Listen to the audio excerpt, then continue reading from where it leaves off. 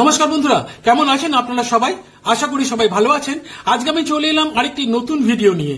আপনারা জানেন যে আমার এক্সপ্লোরার সমীরণ চ্যানেলটি মূলত ভ্রমণের চ্যানেল হলেও এখানে ভ্রমণ ছাড়াও কিন্তু কলকাতার বিভিন্ন ঐতিহাসিক দ্রষ্টব্য যা কলকাতার পাড়ায় পাড়ায় অলিতে গলিতে আনাচে কানাচে লুকিয়ে আছে সেই সমস্ত ঐতিহাসিক দ্রষ্টব্যকে আপনাদের সামনে উপস্থাপিত করার চেষ্টা করি এবং তার সাথে তার লুকিয়ে থাকা ইতিহাস বা চাপা পড়ে যাওয়া ইতিহাসটাকে আপনাদের সামনে তুলে ধরার চেষ্টা করি। আজকের ভিডিওতে আপনাদের সেই রকমই একটি কাহিনী শোনাবো, তবে তার জন্য পুরো ভিডিওটা আপনাদের দেখতে হবে। আর আরেকটি কাজ করতে হবে যার সাথে, যেটি আমার চ্যানেলটিকে সাবস্ক্রাইব করে আমার পাশে থাকতে হবে এবং এই রকম আরো নানান আকর্ষণীয় ভিডিও উপহার দিতে আমাকে উৎসাহিত করে যেতে হবে। বন্ধুরা, তাহলে দেখতে থাকুন ভিডিওটা এবং আমরা চলে যাই মূল ভিডিওতে। ধীরে ধীরে ধীরে ধীরে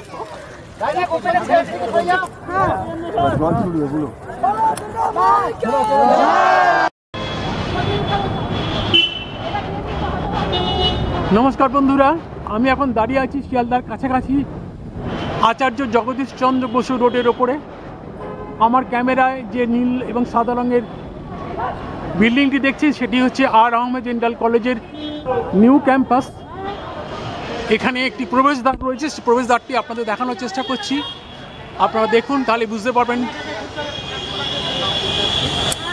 দেখুন, doctor R Ahmed dental college and hospital established 1920 centenary gate, অর্থাৎ শতবর্ষ উপলক্ষে এই গেটটিকে নির্মাণ করা হয়েছিল।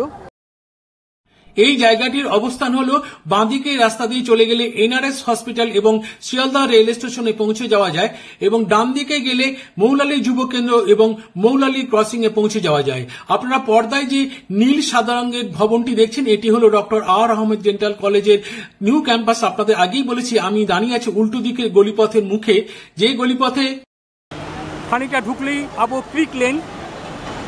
আমাদের আজকের গন্তব্য বা আমার আজকের গন্তব্য আপনারা ভিডিওর থাম্বনেল দেখেই বা শিরোনাম দেখেই বুঝতে পেরে গেছেন যে আমার আজকের গন্তব্য। আমি ক্রমশ এই উল্টো দিকের গলিপথে প্রবেশ করব। গলিপথের শুরুতেই বেশ চওড়া, ডান দিকে রয়েছে যে নীল রঙের বাড়িটি দেখছেন এটি হচ্ছে doctor R Ahmed dental college and hospital. আর বাঁদিকে নানা বাড়ি রয়েছে, বাড়ির নিচে নানা রকম দোকান রয়েছে। আমি ক্রমশ গলির ভেতর দিকে এগিয়ে যাচ্ছি। আগে আপনাদের গলিপথটিকে ভালো করে দেখাই, তারপরে কলকাতার এত গলিপথ থাকতে কেন এই গলিপথটিকেই আজকের ভিডিওর বিষয়বস্তু করে নিলাম সেই সম্পর্কে আপনাদের সব বলবো। বন্ধুরা, একটু অপেক্ষা করুন। বেশ খানিকটা যাবার পর গলিপথটা সংকীর্ণ হয়েছে, তবু ততটা সংকীর্ণ নয়। দুটো গাড়ি বেশ অনায়াসে যাতায়াত করতে পারে মুখে। বন্ধুরা, এই রাস্তাটির নাম ক্রিক লেন এবং এর পাশেই বাঁদিকে আরেকটি রাস্তা আছে যার নাম ক্রিক রো। আজ থেকে বেশ কয়েক বছর আগে এই দুটি রাস্তার মাঝখানে এই ধরনের বাড়িঘর তৈরি হয়ে গেছে, কিন্তু আজ থেকে 150, 200 বা তারও বেশি বছর আগে কিন্তু এখানে কোনো বাড়িঘর ছিল না এবং দুটো রাস্তা মিলিয়ে কিন্তু একটা রাস্তাই ছিল এবং তার নাম ছিল চলতি কথায় ডিঙা ভাঙা লেন। কেন বলা হতো ডিঙা ভাঙা লেন সব বলবো আপনাদের। আমি ক্রমশ ক্রিক লেনের ভেতরে প্রবেশ করেছি, অনেকটাই ঢুকে এসেছি। এখানে অনেক বনেদি আমলের বাড়ি আছে যেগুলোর বয়স প্রায় 150-200 বছর। মধ্য কলকাতার এই অঞ্চলটি অনেক পুরনো। একসময় এই অঞ্চলটা ছিল জলাভূমি এবং নানা রকম ঝোপ জঙ্গলে পরিপূর্ণ। এখানে অনেক জেলেদের বসবাস ছিল এবং তারা সেই সমস্ত জলাশয় থেকে বা এখানে একটি খালও ছিল,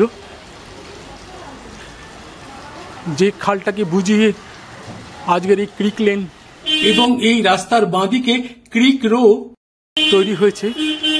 সেই খাল থেকে বা অন্যান্য জলাশয় থেকে সেই সমস্ত জেলেরা মাছ ধরে তাদের জীবিকা নির্বাহ করত এবং প্রচুর চাষের জমিও ছিল, সেখানে নানা রকম শাকসবজি চাষ হতো। আপনাদের দেখাচ্ছি যে এই রাস্তাটার নাম ক্রিক লেন। পেছন থেকে গাড়ি আসছে তাই খুব সাবধানে আমাকে ক্যামেরায় শ্যুট করতে হচ্ছে। এই দেখুন, আপনাদের দেখাচ্ছি বাড়ির গায়ে একটি ফলক রয়েছে, এটা লোকালে লেখা রয়েছে হেম হরি ভবন 17 ক্রিক লেন, কলকাতা 14। এটি শিয়ালদা অঞ্চলের একটি অন্যতম রাস্তা বা পাড়া। এই ক্রিক লেন, এখানে আগেই বলেছি প্রচুর বনেদি লোকেদের বসবাস। আজ থেকে 150-200 বছর আগে তারা এখানে বাড়ি তৈরি করেছিলেন। এখান দিয়ে প্রচুর গাড়ি সবসময় যাতায়াত করে, তাই এখান দিয়ে ক্যামেরা হাতে করে শ্যুট করা বা চলাফেরা করা খুব বিপজ্জনক। যে কোনো মুহূর্তে একটা দুর্ঘটনা ঘটে যেতে পারে। আপনাদের দেখাচ্ছি এই রাস্তাটা। এই যে রাস্তাটি দেখছেন, এটি হচ্ছে ক্রিক লেন। এখান দিয়ে একটা সময় একটা খাল বয়ে যেত, সে আজ থেকে প্রায় 300 বছরেরও বেশি আগের কথা। এখানে একটু বলে দিই যে ব্রিটিশরা সেই সময় কলকাতা ডালহৌসি অঞ্চলে একটি বেআইনিভাবে দুর্গ নির্মাণ করেছিলেন। সেই খবর পেয়ে নবাব সিরাজদৌল্লা কলকাতা আক্রমণ করেন। সেটা ছিল 1756 সাল। সেই সময় কিন্তু এই খালটির অস্তিত্ব ছিল। পরবর্তীকালে এই খালটি বুঝি একটি রাস্তা তৈরি হয়। পরবর্তীকালে রাস্তাটি দুটি অংশে ভাগ হয়ে যায়, যার একটির নাম ক্রিক লেন এবং আরেকটির নাম ক্রিক রো। কি বন্ধুরা, কেমন লাগছে আজকের গল্প শুনতে? শুধু এইটুকু নয়, আরো আছে, বলবো সব গল্প। এই যে রাস্তাটি দেখছেন, এটি হচ্ছে ক্রিক লেন। এই ক্রিক লেনই তৈরি হচ্ছে একটি খালের ওপর, যে কথা আপনাদের একটু আগেই বলেছি। যে খালটি ডালহৌসির কাছে ভাগীরথী নদী থেকে বেরিয়ে এসে ডালহৌসি হয়ে ওয়েলিংটন স্কোয়ার হয়ে বউবাজার হয়ে এই রাস্তা দিয়ে বা এই গলিপথের এই রাস্তাটা দিয়ে সোজা গিয়ে কলকাতার পূর্বে, যেটাকে ওয়েটল্যান্ড বলা হয়, বাইপাসের পূর্ব দিকটা, সেইখান দিয়ে গিয়ে সুন্দরবনের কাছে বিদ্যাধরী নদীতে গিয়ে পড়েছিল সেই খালটি। এবং এই খাল দিয়ে বিভিন্ন নৌকো চলাচল করতো, যারা ভাগীরথী থেকে এই খাল দিয়ে গিয়ে তারা বিদ্যাধরী নদীতে পড়তো এবং তারপর তারা সুন্দরবনের দিকে বা বাংলাদেশের দিকে চলে যেতে পারত। আপনাদের এর আগেই জানিয়েছি যে এই অঞ্চলে এই খাল ছাড়াও আরো অনেক জলাশয় ছিল এবং সেই সমস্ত জলাশয় থেকে এবং খাল থেকে স্থানীয় জেলেরা মাছ ধরে তাদের জীবিকা নির্বাহ করত। এখানে একসময় আজ থেকে 200-250 কি 300 বছর আগে প্রচুর জেলেদের বসবাস ছিল। তার প্রমাণ হিসেবে একটা কথা আপনাদের বলতে পারি যে বউবাজারের কাছে ব্যাংক অফ ইন্ডিয়ার চাপাতলায় প্রতি বছর আম্বরণী দিন একটি শীতলা পুজো হয়, যে পুজোর বয়স 183 বছর এবং উদ্যোক্তা হিসেবে প্রধানত স্থানীয় জেলেরাই ছিলেন। পরবর্তীকালে অনেক স্থানীয় মানুষ, অন্যান্য পেশার মানুষ, তারা এই পুজোর সাথে যুক্ত হয়ে পড়েন। এই পুজোটা এতটাই জনপ্রিয় যে শীতলা মায়ের কাছে ভোগ পড়ে প্রায় 1.5 লাখের কাছাকাছি। বউবাজারের আরেকটু ভেতর দিকে কিন্তু জেলে বা কৈবর্ত সম্প্রদায়ের একটা অফিস আছে, যার বয়স শতাধিক বছর অতিক্রান্ত। এইসব কিছুই প্রমাণ করে যে আজ থেকে 200-300 বছর আগে এইসব অঞ্চলে প্রচুর জেলেরা বসবাস করতেন। এখানে যে একটি খাল ছিল, যার বিস্তারিত বিবরণ আপনাদের আগেই দিয়েছি, সেই খালের অস্তিত্বের প্রমাণ হিসেবে আরেকটা কথা আপনাদের বলতে পারি। 1740-41 সালে যখন বর্গীরা বাংলা আক্রমণ করেছিল, তখন বর্গীদের আক্রমণের ভয়ে সাহেবরা তাদের পাড়াটিকে, অর্থাৎ আজকের ডালহৌসি অঞ্চলটিকে কাঠের বেড়া দিয়ে ঘিরে নিয়েছিল। তাদের পাড়ার দক্ষিণ দিকটা, অর্থাৎ আজকের রাজভবনের দিকটা, যেখান দিয়ে খালটি প্রবাহিত হতো, সেই খালের গায়ে কিন্তু সাহেবরা কাঠের বেড়া লাগিয়েছিল। এবং এই খালপথে একবার, সালটা ঠিক এই মুহূর্তে মনে পড়ছে না, আমি পরবর্তী অংশে বলে দেবো, যে একটা সালে প্রচণ্ড কলকাতা শহরে এক বিশাল ঝড় তুফান হয়েছিল। সেই সময় এই খালে একটি নৌকো উল্টে গেছিল এবং সেই জন্য এই খালের নাম হয়ে যায় ডিঙা ভাঙা লেন। এছাড়াও এই নামকরণের পেছনে আরো একটি কাহিনী আছে, সেই কাহিনীও আপনাদের শোনাবো। তার জন্য একটু ধৈর্য ধরতে হবে বন্ধুরা, আর পুরো ভিডিওটি দেখতে হবে। সেই ডিঙা ভাঙা খাল বুঝিয়ে আজকের এই ক্রিক লেন তৈরি হয়েছে, যে রাস্তাতে এখন মানুষ আর গাড়ি চলাচল আপনারা দেখতে পাচ্ছেন। খুবই ব্যস্ততম রাস্তা এটি। এটি বর্তমানে মধ্য কলকাতা বা শিয়ালদহ অঞ্চলের একটি ব্যস্ততম রাস্তা। এর পাশেই রয়েছে ক্রিক রো, সেটি আপনারা দেখাবো। ওই ঠিক মানে কোন পথ দিয়ে খালটি গেছিল সেটা এখন আর বলা, ম্যাপ না দেখে বলা সম্ভব নয়, তবু অনুমান করা যায় পথেই খালটি গিয়ে সোজা গিয়ে বাইপাস হয়ে পূর্ব কলকাতার জলভূমি পেরিয়ে গিয়ে সুন্দরবনের কাছে বিদ্যাধরী নদীতে মিশে গিয়েছিল, ভাগীরথী নদী থেকে উৎপন্ন হয়ে। এই দেখুন, এখানে একটি কোম্পানির একটি ছোট্ট বোর্ড লাগানো আছে। এখানে কিন্তু লেখা রয়েছে 10 ক্রিক লেন, কলকাতা 14। এখানে দেখুন একটি বোর্ড লেখা রয়েছে, এখানেও লেখা 10 creek lane Kolkata 14 beside dental hospital. এই দেখুন এখানে লেখা রয়েছে ক্রিক লেন 29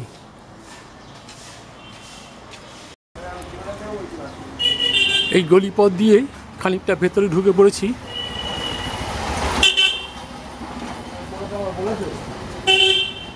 এই রাস্তার দুপাশে কিন্তু বা এই কাছাকাছি অঞ্চলে অনেক বনেদি বাড়ি রয়েছে, প্রচুর স্বনামধন্য মানুষের বাড়ি রয়েছে, বিখ্যাত বিখ্যাত মানুষদের বাড়ি রয়েছে।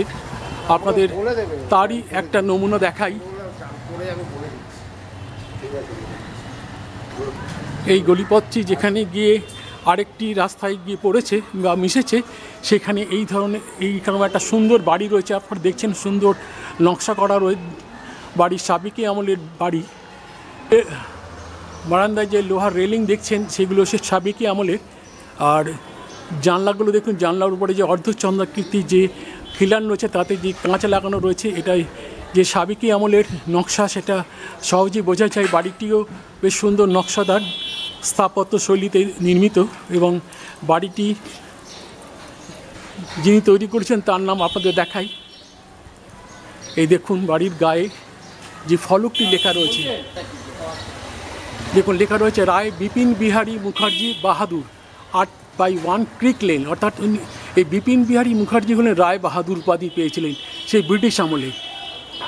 আমি আগেই বলেছি এই অঞ্চলে প্রচুর বনেদি মানুষের বসবাস, অভিজাত মানুষের বসবাস এবং বিখ্যাত স্বনামধন্য মানুষের বসবাস এই অঞ্চলে রয়েছে।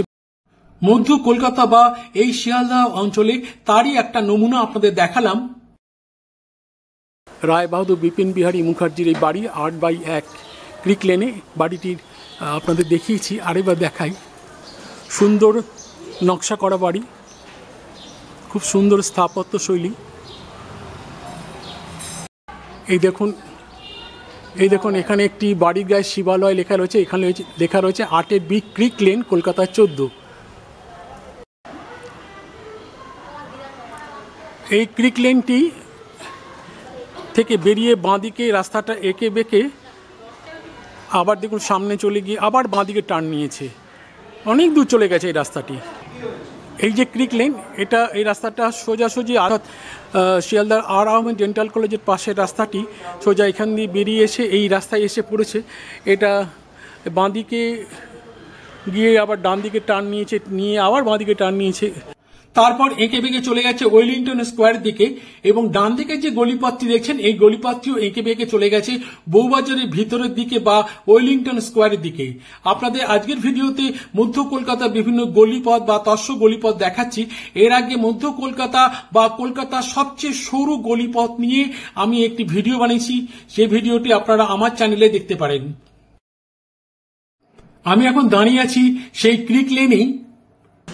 ডান দিকে যে রাস্তাটি একটা শাখা রাস্তা বলতে পারেন, ক্রিক লেনেরই একটা শাখা, এই রাস্তাটির নামও ক্রিক লেন। আমি আগেই বলেছি এখানে প্রচুর বনেদি লোকেদের বসবাস বা অভিজাত মানুষের বসবাস। একসময় প্রচুর বনেদি মানুষ এখানে বাড়ি করেছিলেন। এর আগে একটি বাড়ি আপনাদের দেখিয়েছি, এবার আপনাদের আরেকটি বাড়ি দেখাই। বাড়ির প্রবেশপথটি দেখুন, তাহলে বুঝতে পারবেন। দেখে বুঝতে পারছেন যে এটি সাবেকি আমলের বাড়ি। এর প্রবেশপথটি আধুনিক নয়, বাড়িটির বয়স 150 থেকে 200 বছর। আর বাড়ির তোরণদ্বারের ওপরে একটা সিংহ আছে, দেখতে পাচ্ছেন, কতটা দেখতে পাচ্ছেন আমি জানি না, দেখাবার চেষ্টা করছি ক্লোজে নিয়ে এসে। চারিদিকে আগাছার জঙ্গল রয়েছে, যার ফলে সিংহটিকে ভালো করে দেখা যাচ্ছে না, তবু হলুদ রঙের সিংহটিকে আমি দেখাবার চেষ্টা করছি। তোরণদ্বারের ওপরে সিংহটিকে দেখানোর চেষ্টা করছি আপনাদের, হলুদ রঙের সিংহটি। এখানে আগাছার জঙ্গলে সিংহটি ঢাকা পড়ে গেছে। তার এইবারে আপনাদের বাড়ির প্রবেশপথের ডান দিকের অংশটি দেখানোর চেষ্টা করছি। এখানে পরপর 5টি থাম আমার চোখে পড়ছে। দেখুন করেন্থিয়ান থাম, বেশ উঁচু উঁচু, মাথায় থামের মাথায় আবার চুনসুরকির কাজ রয়েছে, বেশ সুন্দর। আপনারা দেখছেন সুন্দর ডিজাইন করা। আর তার মাথার যে পেডিমেন্টটি দেখছেন, পেডিমেন্টের উপরে 2টি পড়ি রয়েছে দুপাশে। এসব দেখেই বুঝতে পারছেন যে বাড়িটি আজকের নয়, আজ থেকে 150-200 বছর কি তারও বেশি আগে এই বাড়িটি তৈরি হয়েছিল। বাড়ির সামনে এখন নানা কনস্ট্রাকশন হওয়াতে বাড়ির আসল সৌন্দর্য চাপা পড়ে গেছে পুরোপুরিভাবে। ওই খানিকটা ফাঁক ফোকর দিয়ে দেখা যায়, অনাবৃত অংশটুকুই দেখা যায়। সেটুকু দেখে অনুমান করে নিতে হয় বাড়িটি যিনি তৈরি করেছিলেন তিনি যে অভিজাত সম্প্রদায়ের তা নন, ধনী এবং রুচিশীল মননের মানুষ ছিলেন, সংস্কৃতি মনস্ক ছিলেন, বিদ্বান ছিলেন। সেটা খুবই পরিষ্কারভাবে তার বাড়ির নকশার বা ডিজাইনে বা স্থাপত্য শৈলীতে ফুটে উঠেছে। আপনাদের দেখানোর চেষ্টা করছি। পেডিমেন্টের উপরে দুটো পরি পেডিমেন্ট এবং নিচের থামগুলো, আমি মোটামুটি 5টি থাম দেখতে পাচ্ছি। আপনাদের পর্দায় কতটুকু দেখাতে পারছে আমি জানি না, কারণ আগাছার জঙ্গলে খানিকটা ঢাকা পড়ে গেছে আর সামনে বিভিন্ন নির্মাণের জন্য খানিকটা ঢাকা পড়ে গেছে। আমি এখন দাঁড়িয়ে আছি আচার্য জগদীশ চন্দ্র বসু রোডে, ক্রিক রোড ঠিক মুখেই। পাশেই রয়েছে ক্রিক লেন, যে লেনটি আপনাদের আগেই দেখিয়েছি। আর এই আচার্য জগদীশ চন্দ্র বসু রোড দিয়ে ডান দিকে চলে যাওয়া যাবে মৌলালিতে, এবং বাঁ দিক দিয়ে গেলে চলে যাওয়া যাবে এনআরএস হসপিটাল এবং শিয়ালদা স্টেশনের দিকে। আপনারা পর্দায় যে সাদা নীল রঙের ভবনটি দেখছেন এটি হলো মৌলালি যুবকেন্দ্র। আর মৌলালি যুবকেন্দ্রের উল্টো দিকে আমি দাঁড়িয়ে আছি ক্রিক রোড মুখেই। এই যে গলিপথটি দেখছেন এর নাম হচ্ছে ক্রিক রো। এই গলিপথ দিয়ে সোজা চলে গেলে একেবারে ওয়েলিংটন স্কোয়ারে পৌঁছে যাওয়া যাবে। তবে এই রাস্তাটির নাম বর্তমানে পাল্টে গেছে।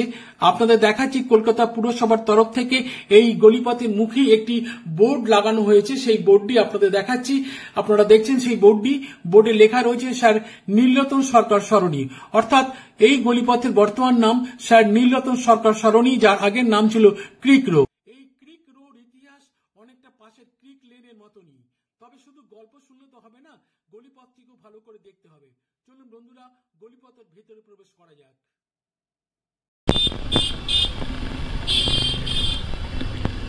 এই ক্রিক রোড মধ্য কলকাতার একটি ব্যস্ততম রাস্তা। এখানে প্রচুর গাড়ি যাতায়াত করছে, আপনারা দেখতে পাচ্ছেন।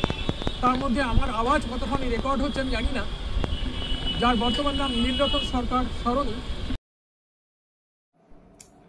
এই গলিপথটি মৌলালি যুবকেন্দ্রের উল্টো দিকে আচার্য জগদীশ চন্দ্র বসু রোড থেকে বেরিয়ে সোজা এঁকে বেঁকে চলে গেছে ওয়েলিংটন স্কোয়ারের দিকে। আপনাদের গলিপথের নামটি দেখাচ্ছি, বিভিন্ন বাড়ির গায়ে বা দোকানের গায়ে লেখা রয়েছে। এই দেখুন, একটি লোহার দরজার গায়ে লেখা রয়েছে, দেখুন 21-2 ক্রিক রো, কলকাতা 14। আপনারা দেখছেন সেই লেখাটি। এখানে এই বোর্ডটি ঠিকানা দেখলেই বুঝতে পারবেন যে এটি আগে ছিল ক্রিক রো, পরবর্তীকালে নাম হয়েছে স্যার নীলরতন সরকার রোড। আপনারা দেখছেন সেই বোর্ডটি। আর এই হচ্ছে ক্রিক রো।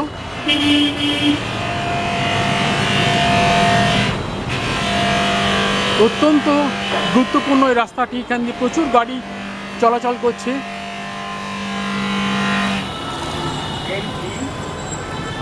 আপনাদের আগেই জানিয়েছি যে আজকের এই ক্রিক লেন এবং ক্রিক রো, এই দুটি রাস্তা কিন্তু প্রাথমিকভাবে একটি রাস্তাই ছিল। তখন তার নাম ছিল ডিঙাভাঙা লেন, এবং কেন ডিঙাভাঙা লেন নাম হয়েছিল তারও একটু আভাস আপনাদের দিয়েছি। এখন আপনাদের বিস্তারিত বলছি। এখানে একটু যোগ করি যে ক্রিক একটি ইংরেজি শব্দ এবং এর বাংলা অর্থ হচ্ছে খাল। যেহেতু খাল বুঝে এই রাস্তা দুটি তৈরি হয়েছে, সেই জন্য এর নাম হয়েছে ক্রিক লেন এবং ক্রিক রো। এবারে বলি এই রাস্তার নাম কেন ডিঙাভাঙা লেন রাখা হয়েছিল। সে আজ থেকে প্রায় 300 বছর আগেকার কথা। 1737 সালে 30 সেপ্টেম্বর রাতে সারা কলকাতা জুড়ে প্রবল ঝড় বৃষ্টি এবং কারো কারো মতে ভূমিকম্প হয়েছিল, এবং সেই ঝড় বৃষ্টি ও ভূমিকম্পে কলকাতার কাঁচা বাড়ি ও পাকা বাড়ি ভেঙে পড়েছিল। মনে রাখতে হবে সেই সময় কলকাতায় কিন্তু কাঁচা বাড়ির সংখ্যাই ছিল বেশি। সেদিনের সেই ঝড়ের প্রচন্ড দাপটে হুগলি নদীর বুকে নোঙর করে রাখা কোম্পানির মস্ত জাহাজ এবং বেশ কিছু ডিঙা এই খালের মধ্যে আছড়ে পড়েছিল। ভাসতে ভাসতে সেই জাহাজ আর ডিঙা ভেঙে পড়েছিল আজকের এই ক্রিক রোর কাছেই। এই জন্যই এই এলাকার নাম হয়ে যায় ডিঙাভাঙা। ওই ঝড়ের পর থেকেই আস্তে আস্তে এই খালে পলি জমতে আরম্ভ করে এবং সেই খাল বুঝে যায়। 1752 সালের উইলসের ম্যাপে এই খালের উল্লেখ পাওয়া যায়। সেই সময় ক্রিক লেন বা ক্রিক রো নামে কোনো রাস্তার অস্তিত্ব ছিল না, ছিল একটি খালের অস্তিত্ব। অষ্টাদশ শতকের অধিকাংশ মানচিত্রেই এই জায়গাটার নাম দেওয়া হয়েছে ডিঙাভাঙা। তখন কলকাতা শহরে কিন্তু এইরকম আরো কয়েকটি খালের অস্তিত্ব বিভিন্ন মানচিত্রে দেখা যায়। কেউ কেউ বলেন যে কলকাতার এই অঞ্চলে ডিঙ্গা ভাঙ্গা গলি নামে একটি গলিও ছিল, তবে সেসব এখন ইতিহাস। এবার বলি এই খালটি কোথা থেকে শুরু হয়ে কোথায় পৌঁছে গিয়েছিল তার বিস্তারিত বিবরণ। এর আগে ক্যামেরায় শুট করতে করতে আপনাদের খালটি সম্পর্কে দু একটি কথা বলার চেষ্টা করেছি, কিন্তু আমি ভয় পেয়েছি যে আমাকে না ধাক্কা টাক্কা মেরে দেয় এবং যান্ত্রিক আওয়াজে আপনাদের পক্ষে শোনাও অসুবিধা ছিল। এখন যখন সুযোগ পেয়েছি তাই বিস্তারিত বলছি যে এই খালটি কিন্তু খুব একটা ছোট খাল ছিল না, ছিল মাঝারি আকারে এবং এর উৎপত্তি হয়েছিল কলকাতার চাঁদপাল ঘাটের কাছে এবং তারপর ডালহৌসি হয়ে ওয়েলিংটন স্কোয়ার হয়ে আজকের ক্রিক লেন হয়ে একেবারে বাইপাস হয়ে চলে গিয়েছিল বিদ্যাধরী নদীতে এবং এটি ছিল সেই সময় আমদানি রপ্তানির একটি উল্লেখযোগ্য জলপথ। আপনাদের আরেকটি বাড়ির ফলক দেখাবার চেষ্টা করছি, যে ফলকে লেখা আছে ক্রিক রো। আপনারা দেখুন লেখা রয়েছে সর্বমঙ্গলা ভবন 23 ক্রিক রো, কলকাতা 14। এখানে আরেকটু সংযোজন করি, বিশিষ্ট কলকাতা বিশেষজ্ঞ পিটি নায়ার তার লেখায় বলেছেন যে মেট্রো রেলের গর্ত খোঁড়ার সময় আজকের সেন্ট্রাল এভিনিউর অনেক নিচে এই খালের অস্তিত্ব টের পেয়েছিলেন ইঞ্জিনিয়াররা। বন্ধুরা, কেমন লাগলো আজকের ভিডিও? যদি ভালো লেগে থাকে তাহলে প্লিজ লাইক, কমেন্ট ও শেয়ার করবেন এবং আমার চ্যানেলটিকে সাবস্ক্রাইব করে আমার পাশে থাকবেন এবং এই রকম নানা আকর্ষণীয় ভিডিও উপহার দিতে আমাকে উৎসাহিত করে যাবেন। সবাই খুব ভালো থাকবেন, সুস্থ থাকবেন এবং আনন্দে থাকবেন। নমস্কার, ধন্যবাদ। আচার্য জগদীশচন্দ্র বসু রোড থেকে বেরিয়ে এসে রাস্তাটি সোজা গিয়ে এঁকে বেঁকে একেবারে হিম সিনেমার কাছে বা ওয়েলিংটন স্কোয়ারের কাছে গিয়ে পৌঁছেছে।